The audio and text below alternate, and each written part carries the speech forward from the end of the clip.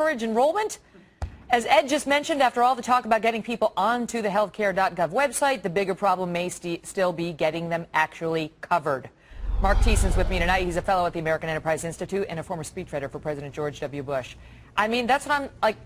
Shouldn't the paying part be the easiest, most seamless part of the process, Mark?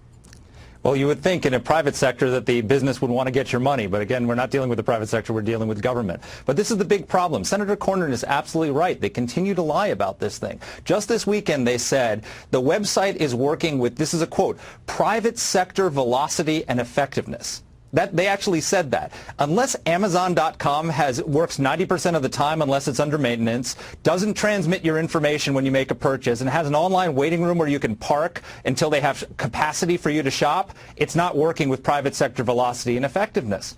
And just take, for example, that 90% figure, okay? They said it works 90% of the time when it's not under maintenance. What does that mean?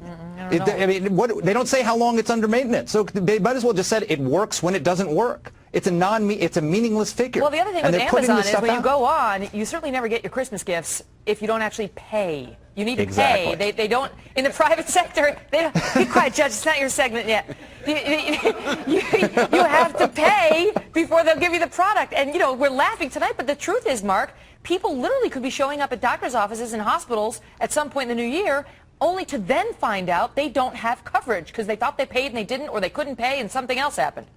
Well, it's hard to pay when you haven't actually purchased an insurance policy. I mean, part of the problem with this is that they're selling Potemkin insurance policies. On one, they've fixed the front end, which is the user interface, where people go on and actually go on the website, well, and so people are going and making purchases.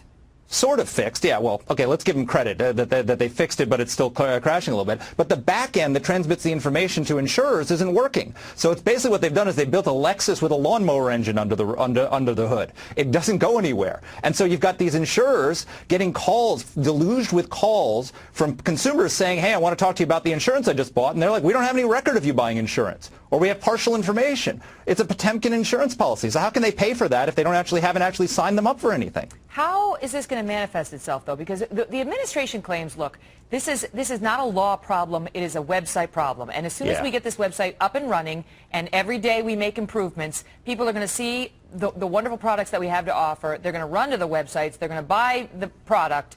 And that will solve itself. That will solve all of these problems.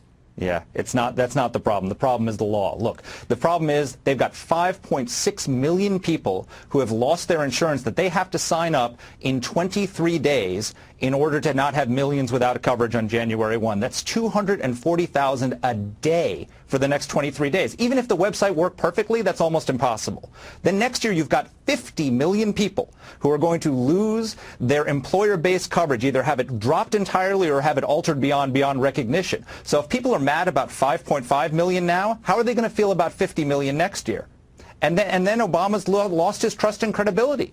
I mean, it's fixing a website will not repair the bond of trust that he's broken with the American people. All right. Well, we're going to have the other side with Ben LaBolt on that issue coming up. Mark, thank you.